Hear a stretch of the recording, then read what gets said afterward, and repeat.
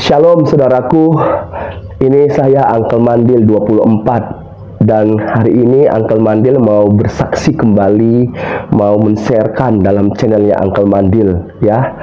Uncle Mandil ini adalah percaya Kristus, pengikut Kristus dan penganut Kristen ya. Dan Uncle Mandil tidak malu mengakui bahwa Uncle Mandil ini adalah pengikut Yesus Kristus atau penganut Kristen. Uncle Mandil tidak malu, justru Uncle Mandil ini bangga sekali. Bangganya apa sih? Yaitu bahwa Uncle Mandil ini diberikan hidup ya, diberikan hidup yang seharusnya Uncle Mandil dihukum ya, terpisah selamanya dari Allah. Oleh karena apa? Oleh karena pelanggaran satu orang saja, yaitu siapa? Adam. Dosa masuk dan itu yang membuat Uncle Mandil tidak layak. Tidak layak lagi. Makanya itu Uncle Mandil mau katakan, Uncle Mandil sangat bangga sebagai pengikut Yesus Kristus, penganut Kristen. Apa yang Uncle Mandil mau katakan hari ini? Ya, Uncle Mandil mau katakan hari ini, dan juga sesuai banyak pertanyaan yang datang kepada Uncle Mandil. Pertanyaannya banyak sekali, ada yang tidak baik, ada yang baik ya. Tetapi hari ini Uncle Mandil mau katakan, mau saksikan di dalam Yohanes 14 ayat yang ke-6 apa yang dikatakan oleh Tuhan Yesus Kristus ya. Saya akan bacakan Yohanes 14 ayat yang ke-6. Saya akan bacakan Yohanes 14 ayat yang ke-6. Kata Yesus kepadanya, "Akulah jalan dan kebenaran dan hidup. Tidak ada seorang pun yang datang kepada Bapa kalau tidak melalui aku." Jadi ini adalah suatu ungkapan, perkataan yang diucapkan oleh Tuhan Yesus pada waktu itu di hadapan muridnya, yaitu salah satunya adalah Thomas. Di mana Thomas meminta petunjuk, tunjukkanlah jalan itu Tuhan. Maka Yesus berkata, "Akulah jalan, kebenaran, dan hidup." Saudara, ada 3 hal yang sangat penting yang harus saya sharekan dari perkataan Tuhan Yesus Kristus mengenai Yesuslah jalan, Yesuslah kebenaran, Yesuslah hidup. 3 hal ini yang Uncle Mandil mau sharekan. Apa? Saudara, Yesus mengatakan yang pertama, "Akulah jalan." Aku adalah jalan. Ini adalah satu ungkapan di mana Yesus adalah jalan itu. Jalan kemana? Jalan menuju ke Bapa. Jalan menuju ke sorga. Jalan menuju kepada Allah. Saudara, ini hal yang membuat Uncle Mandil sangat bangga. Kenapa? Pada waktu Adam ya telah jatuh ke dalam dosa, dia lari meninggalkan Allah. Dia bersembunyi meninggalkan Allah. Kalau dibaca dalam Kejadian pasal yang ketiga ya, ayat yang ke-9, saya akan bacakan.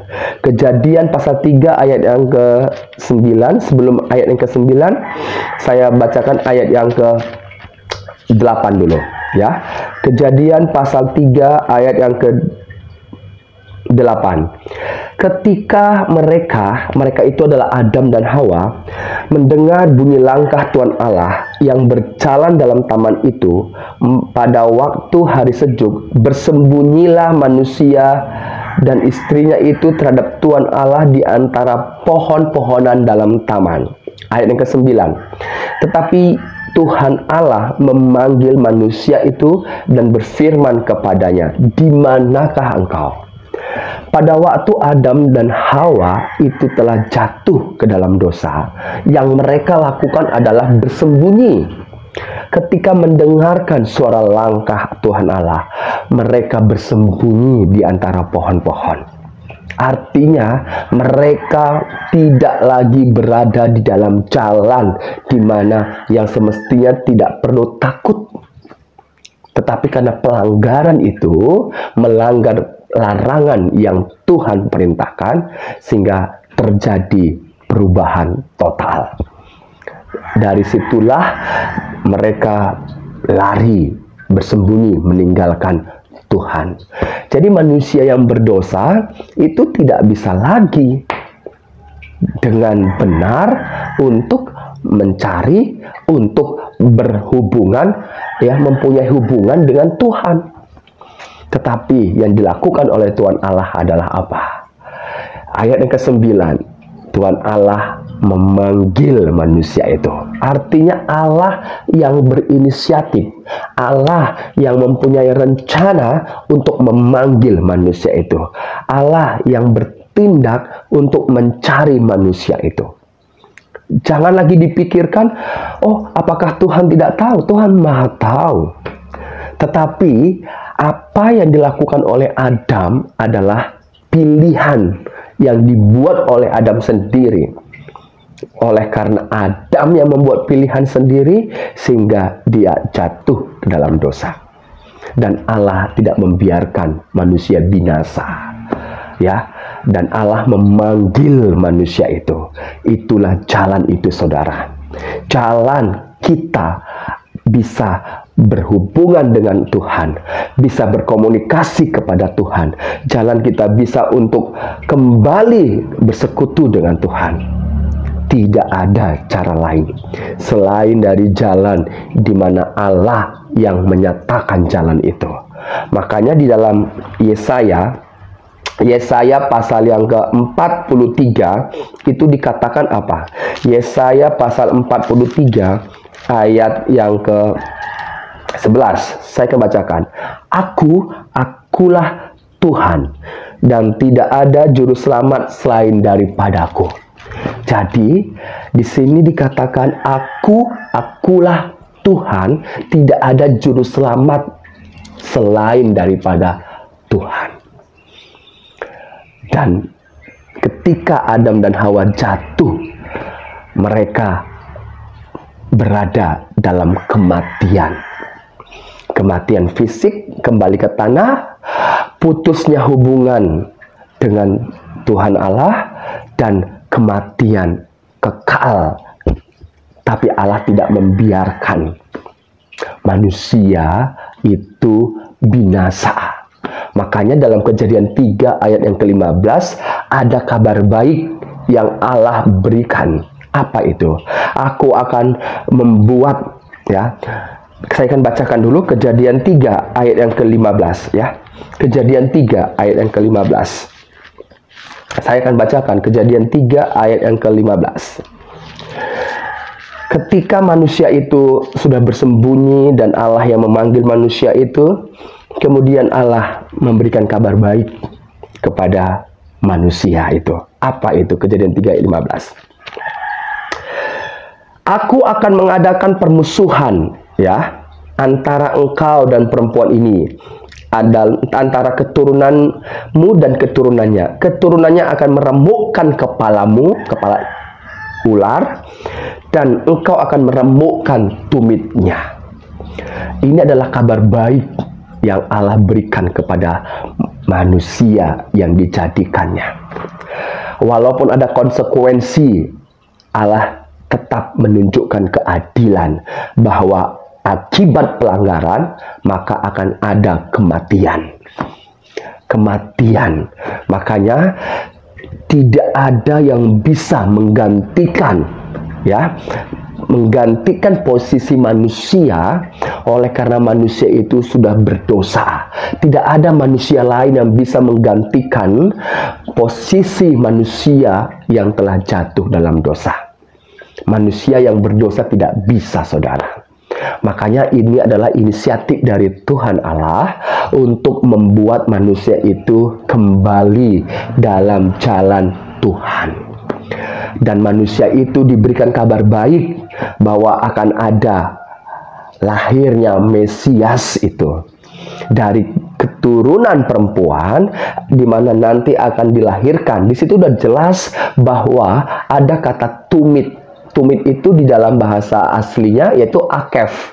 Akef itu tumit, dan ini ada hubungannya dengan nama Yakub. Yakub namanya Yaakov. Kenapa namanya Yaakov? Karena pada waktu dalam kandungan, dia memegang, ketika mau lahir, dia memegang tumit kakaknya, yaitu Esau. Makanya namanya Yaakov. Dan ini ada kaitannya dengan Kejadian 3 ayat yang ke-15, di mana Mesias itu akan hadir, lahir dari keturunan Yakub, yaitu Yehuda. Ya, Yehuda. Dan dari Yehuda ini juga banyak sekali melahirkan yang namanya raja-raja. Raja Daud, Raja Salomo, dan nanti akan lahir sang Mesias itu dari garis keturunan Yehuda. Saudara, saya sangat bersyukur sekali di mana Mesias itu telah lahir. Allah yang dijanjikan oleh dirinya sendiri bahwa akan ada dari Tuhanlah juru selamat itu. Yesaya 43:11. Dari Tuhanlah juru selamat itu. Tidak ada juru selamat lain selain daripada Tuhan. Manusia telah berdosa. Manusia telah berdosa. Dan dia hadir untuk menyatakan jalan itu. Makanya Yesus yang telah hadir dalam dunia ini, Allah yang telah berinkarnasi, dia yang menyatakan dirinya sebagai jalan itu. Jalan untuk menuju kembali dalam persekutuan dengan Allah, kepada Allah itu, kepada sorga itu. Allah sendiri yang menyediakan juru selamat, yaitu dengan hadirnya dia berinkarnasi menjadi manusia. Yang kedua, poin yang kedua, Yesus mengatakan apa dalam Yohanes 14 ayat 6? Akulah kebenaran itu. Orang banyak memberitakan kebenaran, ya, tentang kebenaran. Tetapi Yesus tidak hanya memberitakan kebenaran, tetapi dialah kebenaran itu. Dialah kebenaran itu. Luar biasa.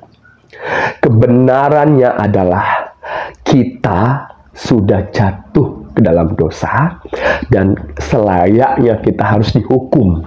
Selayaknya saya ini harus dihukum. Seharusnya saya ini binasa oleh karena dosa yang telah masuk dalam diri saya. Tetapi Yohanes 3 ayat 16 berkata, karena begitu besar kasih Allah akan dunia ini, sehingga Ia telah mengaruniakan anaknya yang tunggal, supaya setiap orang yang percaya kepadanya tidak binasa, melainkan beroleh hidup yang kekal. Yesus adalah kebenaran itu, dan dia tidak hanya memberitakan kebenaran, dia tidak hanya mengkumandangkan, mengatakan bahwa dia adalah kebenaran, tapi dia menunjukkan kasihnya. Dia menunjukkan kasihnya seperti yang dikatakan olehnya dalam Yesaya 43:11. Tidak ada juru selamat selain daripada Tuhan. Dan Tuhan hadir dan menyatakan dirinya sebagai dia adalah kebenaran. Tuhan adalah kebenaran itu. Yesus adalah kebenaran itu. Dan dia rela dengan kasihnya untuk datang ke dalam dunia. Menyelamatkan siapa? Saya yang berdosa ini. Saya yang berdosa ini yang diselamatkan. Kalau engkau tidak merasa dirimu berdosa, ya sudah. Tetapi ingat, kalau engkau tidak merasa dirimu berdosa, engkau tidak akan mengalami nangis. Dan engkau tidak akan mengalami sakit, capek. Dan engkau tidak akan meninggal. Itu bukti kalau engkau tidak berdosa. Tetapi kalau engkau mengalami semua itu, itu artinya engkau adalah berdosa. Karena upah dosa adalah maut. Fisik kita ini akan kembali ke tanah. Kembali ke tanah fisik kita ini.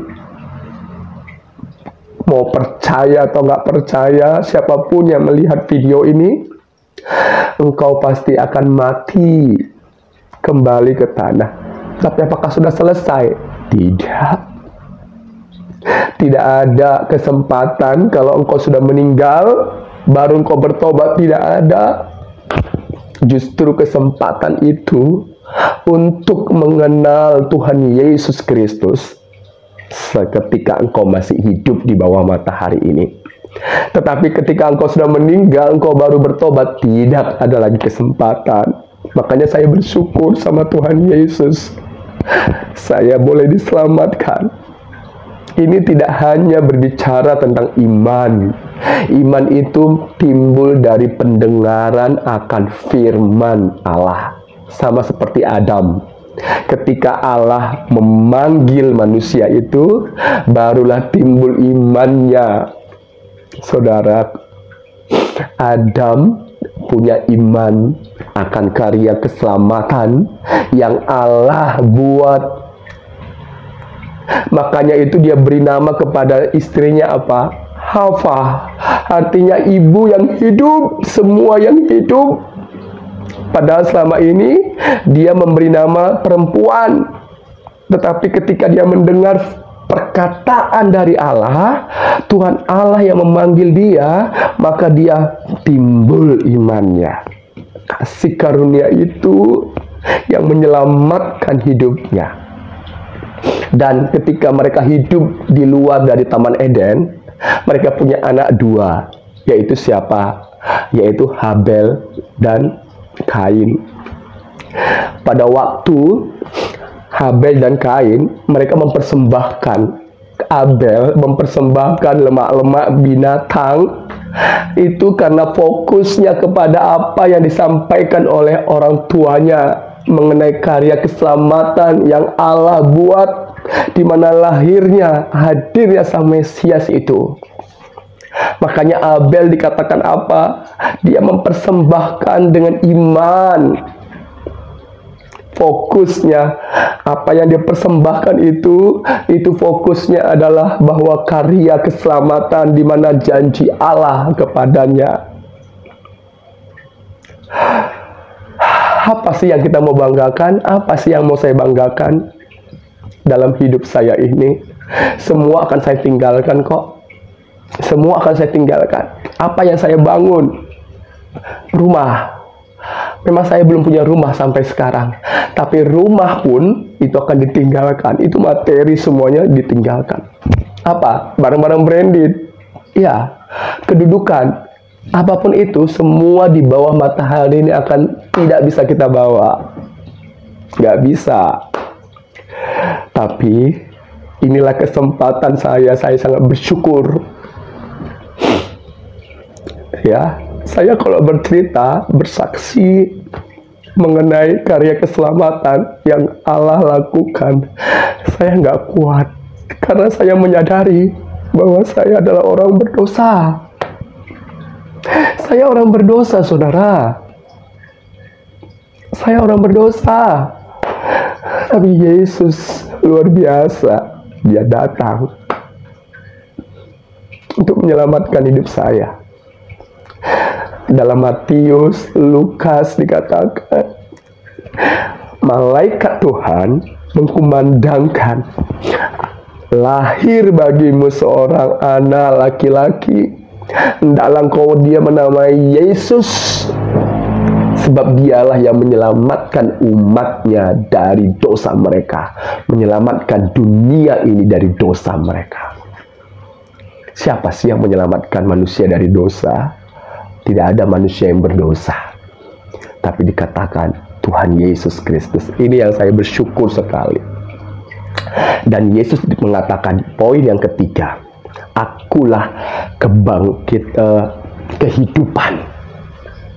Dikatakan akulah jalan, akulah kebenaran, dan akulah kehidupan. Saudara, Yesus sumber kehidupan bagiku, bagi semua manusia. Haleluya. Saya memang akan kembali ke tanah, tapi ada kebangkitan dan hidup kekal bersama dengan Dia. Yohanes pasal yang ke-11. Saya akan bacakan Yohanes pasal yang ke-11 ayat yang ke-25. Yohanes 11 ayat 25. Jawab Yesus, "Akulah kebangkitan dan hidup. Barang siapa percaya kepadaku, ia akan hidup walaupun ia sudah mati." Artinya sudah mati apa? Walaupun tubuh kita ini sudah kembali ke tanah, kita suatu saat akan dibangkitkan. Itu firman Tuhan.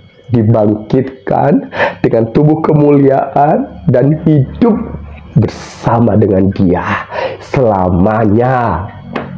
Makanya Yesus berkata kepada Thomas dalam Yohanes 14 ayat 6. Ya. Thomas meminta petunjuk bagaimana kami bisa mengenal jalan itu, dan Yesus mengatakan, "Akulah jalan, kebenaran, dan hidup." Tidak perlu takut orang yang di dalam Yesus Kristus menghadapi kematian secara fisik ini. Karena yang jauh lebih mengerikan adalah jikalau jiwa dan rohmu terpisah dari Allah, dari Tuhan Yesus selama-lamanya. Itu yang mengerikan. Seperti perumpamaan di mana Tuhan Yesus mengatakan, orang kaya dan orang yang miskin yang telah sama-sama meninggal, Lazarus duduk di pangkuan Abraham. Bukan di pangku, tapi berada di mana Abraham berada. Dan orang yang kaya itu berada di Sheol. Saudara, dunia orang mati, dan dia mengalami jiwanya sengsara. Dia meminta untuk kembali diberikan kesempatan, tapi tidak ada lagi waktu, saudara. Ini saya katakan, ini saya mau saksikan. Yang melihat video saya ini, saya memfokuskan adalah banyak hal. Saya bersyukur ya. Mama saya sebelum dia meninggal sangat bangga sekali dengan imannya di dalam Yesus Kristus.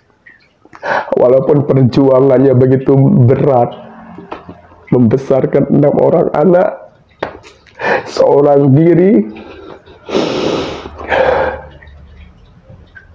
tapi ending hidupnya dia tetap setia di dalam Tuhan Yesus. Ini yang membuat saya bangga. Haleluya. Jadi saudara, inilah yang saya mau katakan dalam kesaksian saya dalam channel ini. Apa gunanya engkau memperoleh harta dunia jikalau jiwamu binasa? Apa gunanya engkau memperoleh semua prestasi jikalau jiwamu binasa? Tuhan Yesus yang sanggup memisahkan jiwa dan rohmu dari tubuhmu ini. Kita akan kembali ke tanah. Saya akan kembali ke tanah. Karena saya sudah berdosa. Tetapi Yesus telah hadir, yang sudah menggantikan posisi saya di kayu salib. Bukan masalah tentang kayu salib ya, tetapi Dia yang telah nyata menjadi korban untuk menebus hidup saya dari segala dosa-dosa saya yang seharusnya saya binasa, yang seharusnya terpisah dari Allah. Tetapi karena Allah yang begitu mengasihi saya sehingga saya mempunyai hidup yang kekal. Makanya ini saya mau sharekan. Orang terlalu banyak banting tulang, fokus kepada materi dunia, tetapi lupa bahwa hidup di bawah matahari ini sebentar, dan kematian itu sudah pasti kita akan alami masuk ke tanah. Tetapi kita punya jiwa roh, jangan sampai kita terpisah dari Tuhan Yesus. Ini yang saya mau sharekan. Ya, puji Tuhan. Terima kasih buat waktu ini, dan terima kasih juga atas pertanyaan yang datang kepada saya. Walaupun ada yang pro, ada yang kontra, tapi saya tidak mempedulikan itu. Karena setiap orang punya pilihan yang Tuhan beri. Setiap orang itu punya pilihan. Tetapi Tuhan mau agar tidak ada seorang pun binasa, melainkan beroleh hidup yang kekal. Tapi sekali lagi, pilihan ada padamu, bukan pada saya. Bukan, tapi padamu. Dan saya sangat bersyukur ya.